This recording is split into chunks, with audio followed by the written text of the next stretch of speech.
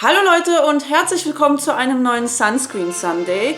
Das heutige Video wird ein besonderes, und zwar liegt es daran, dass ich meine Skepsis gegenüber dem heutigen Produkt nicht wirklich verbergen kann. Aber als ich es in der Drogerie gesehen habe, dachte ich, ich muss das unbedingt mal ausprobieren und euch zeigen, warum das eventuell problematisch ist. Und zwar handelt es sich um die neue feste Tagescreme von Foamy mit SPF 30. Ich habe ja bereits in der Vergangenheit einige Videos zu Tagescremes mit SPF gemacht und immer wieder darauf hingewiesen, dass es auch bei diesen Produkten extrem auf die Auftragsmenge ankommt. Man muss sozusagen 1 Gramm des Produkts auftragen, um den deklarierten Schutz zu erhalten. Im Falle von Foamy wäre das ein SPF von 30. Ich finde es sogar spannend, dass auf der Rückseite des Produkts darauf hingewiesen wird, dass es eben nach der ISO-Norm getestet wurde, also dass die Schutzleistung nach der standardisierten Methode überprüft wurde. Das Einzige, was fehlt, ist ein Hinweis zum UVA-Schutz, sprich diese feste Tagescreme hat kein UVA-Siegel.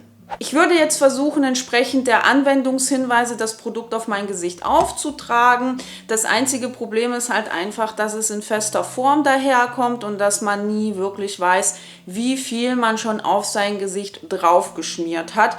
Deshalb habe ich es vorher abgewogen und werde sozusagen immer wieder zwischendurch dieses Stück nochmal abwiegen, damit ich weiß, ob ich bereits 1 Gramm auf meinem Gesicht verteilt habe.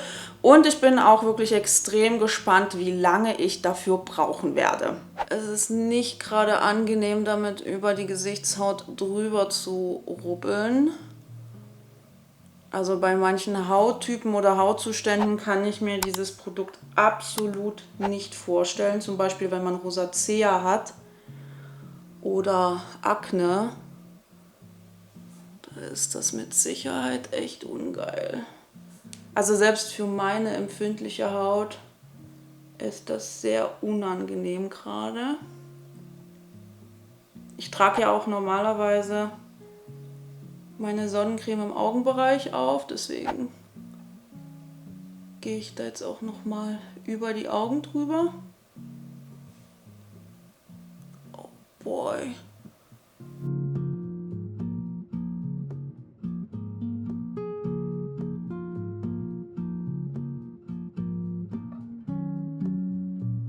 Ich wiege das Ganze nochmal zwischendurch ab, weil ich einfach wissen möchte, wie weit ich jetzt bin.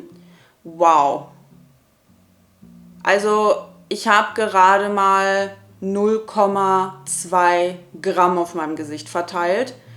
Das ist viel, viel zu wenig und meine Haut fühlt sich schon extrem ölig und total wachsig an. Also ich weiß wirklich bei bestem Willen nicht, wie man dieses Produkt in seinen Alltag integrieren soll. Vor allem fängt das jetzt auch an, hier oben an der Oberseite zu schmelzen. Das heißt, meine Finger sind jetzt auch schön wachsig.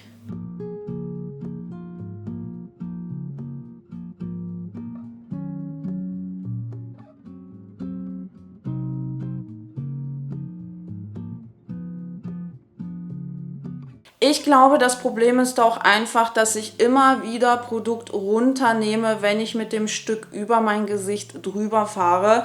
Das heißt, theoretisch müsste ich das Ganze wirklich in mehreren Schichten auftragen und zwischendurch warten, bis dieser Ölfilm verschwunden ist, also bis das Produkt halbwegs eingezogen ist.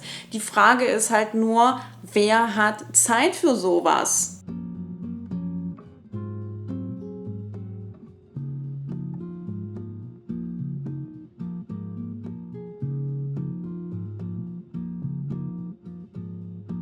One eternity later. Okay Leute, ich muss an dieser Stelle leider abbrechen, weil ich mein Gesicht bereits seit 15 Minuten bearbeite und immer noch nicht in die Nähe von 1 Gramm gekommen bin. Und ich merke einfach auch, dass diese mechanische Belastung meiner Haut nicht sonderlich gut tut und dass sich bereits ein sehr spürbarer, wachsiger Film auf meiner Haut ausgebildet hat. Dementsprechend weiß ich nicht so recht, wie ich an dieser Stelle weitermachen soll, weil sich das Ganze extrem unangenehm anfühlt. Und wenn ich ehrlich sein soll, weiß ich auch nicht, was man sich bei diesem Produkt gedacht hat.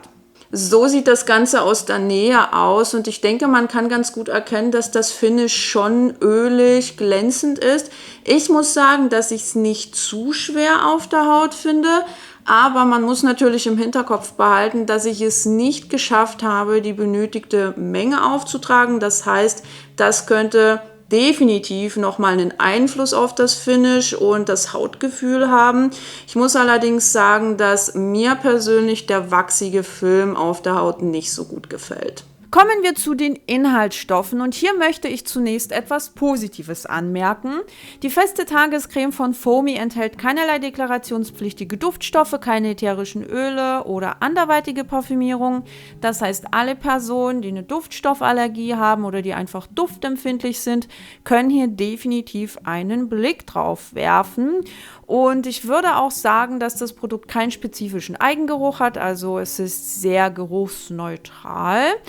Und auch die Formulierung ist nicht verkehrt. Also hier sind viele moderne UV-Filter enthalten, wie zum Beispiel DHHB. Das ist ein großartiger UVA-Filter, der sehr stabil und auch hautverträglich ist. Und es ist auch noch Tinosorb S drin, beziehungsweise BEMT. Das ist ein Breitbandfilter, der sowohl für UVA als auch für UVB-Strahlen schützt. Und dann ist auch noch Ethylhexyltriazon enthalten. Das ist ein UVB-Filter. Mein Problem mit diesem Produkt ist allerdings die Vermarktung, denn auf der Rückseite der Verpackung wird ein effektiver Rundum-UV-Schutz versprochen und das finde ich durchaus schwierig, weil es leider keinerlei Hinweis darauf gibt, wie gut der UVA-Schutz dieses Produkts ist. Klar haben wir auch einen UVA-Filter in dem Produkt enthalten und auch einen Breitbandfilter, aber man kann nicht einfach nur auf Grundlage dessen irgendwelche Rückschlüsse auf den UVA-Schutz ziehen.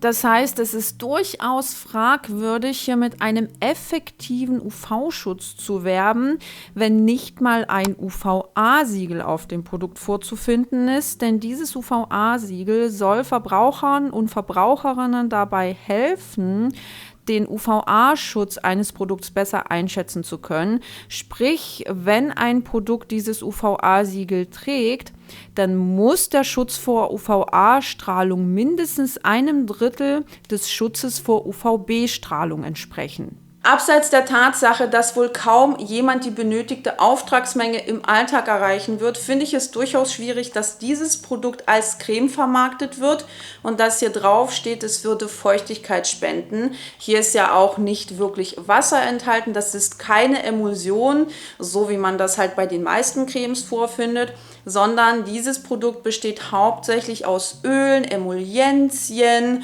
und Wachsen. Das heißt, dieses Produkt wird eurer Haut eher Fett zuführen und sie pflegen, aber Feuchtigkeit solltet ihr hier definitiv nicht erwarten und deshalb würde ich euch auch absolut empfehlen, unter diesem Produkt noch irgendwas aufzutragen, das eurer Haut Feuchtigkeit zuführt. Zum Beispiel ein Serum oder ein Toner oder irgendein Gel oder sonst irgendwas, was ihr gerne verwendet.